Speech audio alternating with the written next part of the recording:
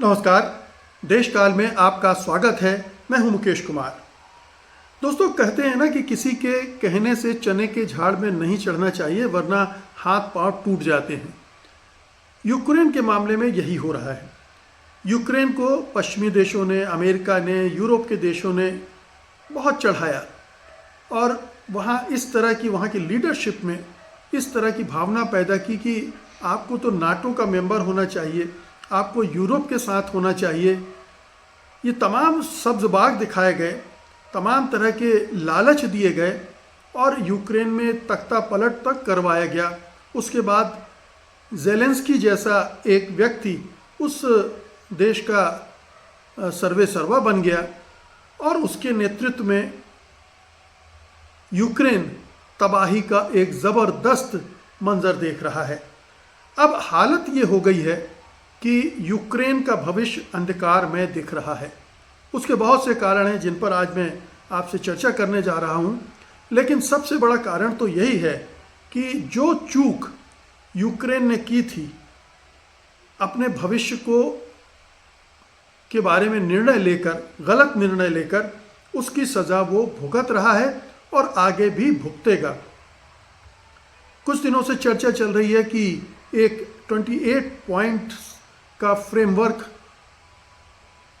अमेरिकी राष्ट्रपति Donald Trump ने बनवाया था और उसके आधार पर यूक्रेन और रूस के बीच में समझौता करने की कोशिश हो रही है। फिर उस फ्रेमवर्क में कुछ अमेंडमेंट हुए हैं यूक्रेन और यूरोपीय देशों से बातचीत करके। अब वो 18 पॉइंट का हो गया है और उसे जो अमेरिकी राष्ट्रपति डोनाल्ड ट्रंप, उनके जो दूत हैं, वो लेकर रूस भी गए हैं और रूस की भी प्रतिक्रिया आ गई है। और वो अभी ऐसा नहीं लगता है कि इस 18 पॉइंट फ्रेमवर्क पर तैयार हो रहा है। वो दबाव बनाए हुआ है और जो डोनबास वगैरह में यूक्रेन ने जो उसकी ज़मीन पर कब्ज़ा किया है, वो उसको खाली करने पर बिल्कुल संकल्पबद्ध है और बाकी जो ज़मीन यूक्रेन की उसने कब्ज़ा की है उसको छोड़ने के लिए भी तैयार नहीं। और भी दूसरी शर्तें हैं जो वो लगा रहा है और ऐसा लग रहा है कि उन शर्तों को अब मानना पड़ेगा यूक्रेन को। इसके अलावा उसके पास कोई चारा नहीं है। चारा किस लिए नहीं है? क्योंकि अब उसकी हालत खस्ता हो चुकी है। हालत खस्ता होने के कई कारण। पहला तो कारण यही है कि अमेरिका और यूरोप ने जो बड़े बड़े वादे किए थे मदद करने के, अब वो उससे पीछे हट रहे हैं। पीछे हट रहे हैं सार्वजनिक तौर पर नहीं, घोषित तौर पर नहीं, बल्कि जो हथियारों की सप्लाई है वो धीरे धीरे उन्होंने बहुत कम कर दी है। अमेरिका बहाना कर रहा था कि शटडाउन चल रहा है इकोनॉमी में, जो सरकार में, इस वजह से वो हथियार नहीं भेज पा रहा है। इसी तरह से यूरोप के जो देश हैं वो पहले अपनी ज़रूरियात को पूरा करना चाहते हैं, उसके बाद ही वो यूक्रेन को हथियार देना चाहते हैं। यूरोप के देश ये भी नहीं चाहते हैं कि रूस को इस कदर नाराज़ कर लिया जाए कि कल को ख़तरा बन जाए हमारे लिए। रूस पर उनकी जो एनर्जी की निर्भरता है वो भी उन्हें रोक रही है कि रूस को ज़्यादा नाराज़ नहीं करना चाहिए। अगर समझौता हो जाता है तो उन्हें फिर से रूस की ज़रूरत पड़ेगी, वहीं से तेल और गैस आएगा जिससे उनकी अर्थव्यवस्था चलेगी, जो कि अभी काफ़ी मुसीबतों से गुज़र रही है। तो अमेरिका और पूरे नाटो के मुल्क, यूरोप के मुल्क हथियार देने में आनाकानी कर रहे हैं। हथियार न मिलने की वजह से यूक्रेनी सेना की हालत ये हो गई है, वहाँ के सैनिक बता रहे हैं कि सामने दुश्मन होता भी है तब भी में वो उन्हें मारने की स्थिति में नहीं होते हैं। उनके पास इतना गोला बारूद नहीं होता है कि वो उसको ज़ाया कर सकें, तो वो रुक जाते हैं। और कई बार तो ऐसा भी हुआ है कि गोला बारूद ना होने की वजह से रूसी सेनाओं ने उनकी पूरी की पूरी जो एक दल होता है जो वहाँ तैनात होता है उसको साफ कर दिया है अपने सैन्य बल की वजह से। तो ये एक बड़ी समस्या यूक्रेन के सामने हथियारों, गोला बारूद की हो गई है और उसकी कमी की वजह से पूरी सेना का मोराल गिरता जा रहा है, पूरी सेना का मनोबल टूट गया है।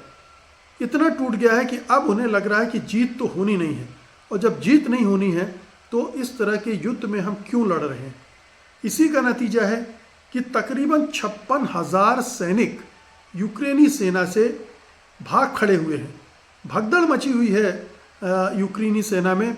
वहाँ से जो सैनिक हैं वो भाग जाते हैं, वो जानते हैं पकड़े जाएंगे तो जेल में रखे जाएंगे, लेकिन इसके लिए भी वो तैयार हैं कि जेल में रहेंगे तो उन्हें खाना पीना मिलेगा, सुरक्षित रहेंगे।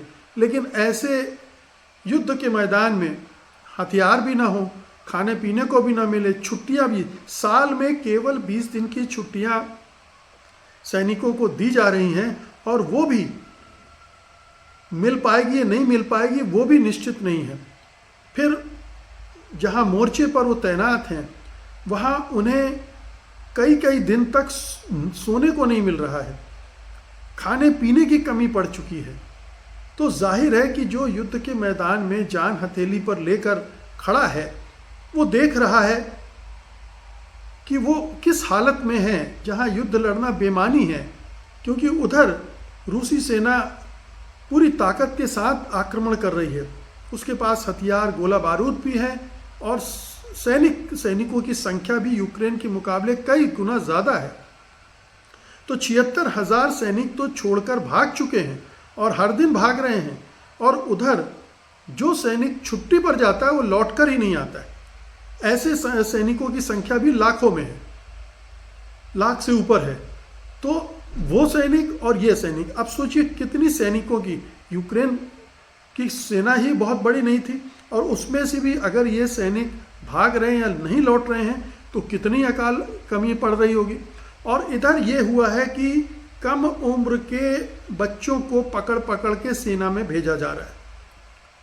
अब सोचिए छोटे बच्चों को सेना में भेजा जा रहा है, लड़ो, बिना ट्रेनिंग के, बिना इसके।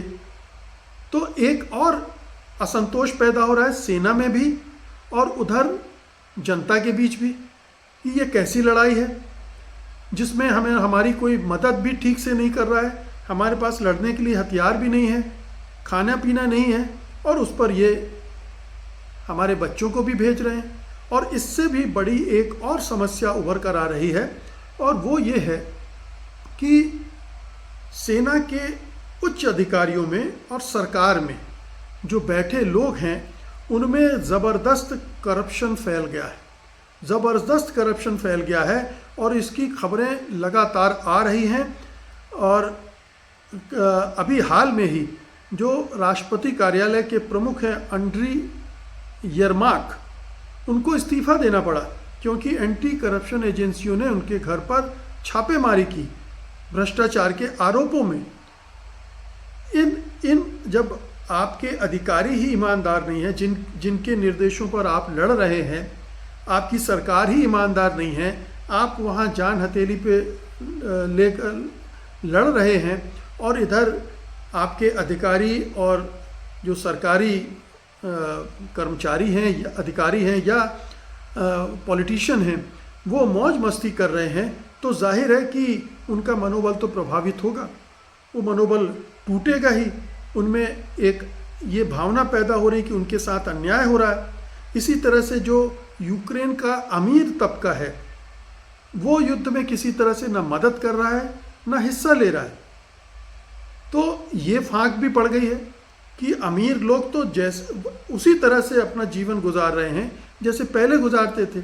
ये युद्ध में झोंके जा रहे हैं वो निचले तबके के गरीब, किसान, मजदूर, इन सब को झोंका जा रहा है। उनके कम उम्र के बच्चों तक को उसमें भेजा जा रहा है। तो ये ओवरऑल चारों तरफ से ये जो खबरें आ रही हैं या जो स्थितियां बनी हैं यूक्रेन की सेना में और यूक्रेन के समाज में, वो हिला देने वाली है। वो एक देश के बर्बादी की एक ज़बरदस्त कहानी है। इस यूक्रेन ने अपनी भूमि का 1/3 तो ऑलरेडी युद्ध में खो चुका है वो, और अब जो समझौता उसके सामने रखा जा रहा है दोनों सूरतों में उसका अपमान उसके लिए समस्या है। अगर वो इस समझौते को स्वीकार नहीं करता है तो रूस तो पूरे यूक्रेन पर कब्जा करने की तैयारी कर चुका है, वो घुसकर पूरे यूक्रेन पर काबिज हो जाएगा। तो मजबूरन ज़ेलेंस्की को समझौता करना पड़ेगा, और समझौता करना पड़ेगा रूस की शर्तों पर, पुतिन की शर्तों पर। पुतिन बहुत कड़ी शर्तें लगा रहे हैं। मैंने एक वीडियो में उसका जिक्र किया था, अगर आपको याद हो, कि किस तरह से रूस अपनी हर बात को मनवा लेना चाहता है।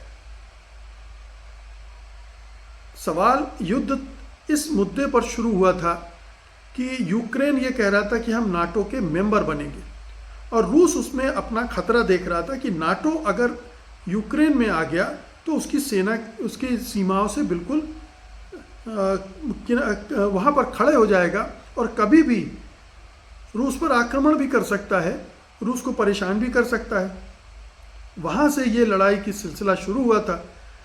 अब एक ऐसी नौबत आ गई है जहाँ पर ये पहली शर्त है कि यूक्रेन ना तो नाटो का मेंबर बनेगा और ना ही नाटो के किसी मेंबर देश का कोई सैनिक यूक्रेनी ज़मीन पर रहेगा। सुरक्षा की बात दूसरी है, यूक्रेन की सुरक्षा की बात दूसरी है, लेकिन उसे नाटो से बिल्कुल अलग करना रूस का पहला लक्ष्य है। ये उसने साफ साफ दिखा दिया है, और इस मामले में ट्रंप भी उसके साथ हैं, रूस के साथ हैं। वो भी कह रहे हैं कि ये सवाल ख़त्म हो गया। ट्रंप तो आगे बढ़ कर कह रहे हैं जो ज़मीन रूस ने कब्ज़ा कर ली है उसे भूल जाओ। ये भी कह रहे हैं कि डोनबास में जहाँ पर यूक्रेन जो रूसी क्षेत्र है उसका एक हिस्सा उसके कब्ज़े में है, उसको भी छोड़ना पड़ेगा उसे। तो ये तमाम शर्तें उस पर लागू की जा रही हैं, और यूक्रेन के पास बचने के अलावा, समझौते के अलावा कोई रास्ता नहीं है। ये एक बहुत ही अपमानजनक समझौता होगा, बहुत शर्मसार करने वाला होगा, और ज़ेलेंस्की जैसे नेताओं को यूक्रेनी जनता फिर सड़कों पर घसीट कर मारेगी, उनकी हत्या कर देगी। इसकी स्थितियां बिल्कुल बनने वाली हैं। तो अगर ये समझौता ज़ेलेंस्की करते हैं तो क्या वो यूक्रेन में रह पाएंगे, या उनको अमेरिका या यूरोप के किसी देश में शरण लेनी पड़ेगी? तो ज़ेलेंस्की ऊपर से भले ही शांत दिखने की कोशिश कर रहे हैं, क्योंकि उनके पास और कोई रास्ता नहीं है। वो ट्रंप से पंगा नहीं ले सकते हैं, ट्रंप के खिलाफ कोई नाराज़गी जाहिर नहीं कर सकते हैं, और ना ही यूरोपीय देश ट्रंप के खिलाफ जा सकते हैं, क्योंकि ये पूरी समझौते की पहल केवल ट्रंप की तरफ से हो रही है। यूरोपीय देशों को उस तरह से इन्वॉल्व नहीं किया जा रहा है। सेकेंड राउंड में ज़रूर उनको इन्वॉल्व किया गया, लेकिन यूरोप की का से उसमें उतना नहीं है। जो कुछ करना है ट्रंप को करना है, पुतिन को करना है। पुतिन किस पर कितना राज़ी होंगे ये अभी आने वाले समय में पता चलेगा, और किस किस तरह के समझौते इस शर्तें लगाएंगे वो समझौते में, ये भी देखने की बात है। कहा जा रहा है कि यूरोपीय बैंकों में जो रूसी पैसे को फ्रीज कर दिया गया है, करीब $100 बिलियन से अधिक है, उसको यूक्रेन को हथियार के तौर पर और दूसरे तरह की मदद के तौर पर देने की बात हो रही है।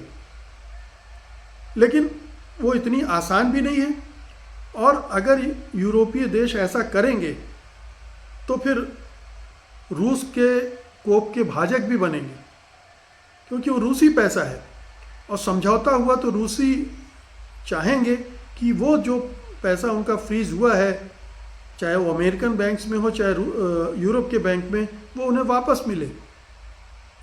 तो कुल मिलाकर यूक्रेन के बारे में कह सकते हैं कि चौबे जी छब्बे बनने गए थे, और अब दुबे जी भी न रह जाएंगे। उनसे जो कुछ भी है, एक मुल्क जो अच्छा खासा फलता फूलता मुल्क था, संपन्न देश था यूक्रेन, वो पूरी तरह से तबाह हो गया है इस 3.5 साल की जंग में। उसने अपनी बर्बादी की कहानी खुद ही लिखी है। खुद ही वो नाटो के झांसे में आया, यूरोपीय देशों के झांसे में आया, अमेरिका के झांसे में आया। वहाँ की लीडरशिप ने देश को गुमराह किया। देश को बर्बाद करने में वहाँ की लीडरशिप का रोल है। अन्यथा क्या बात थी कि क्यों ज़रूरत थी?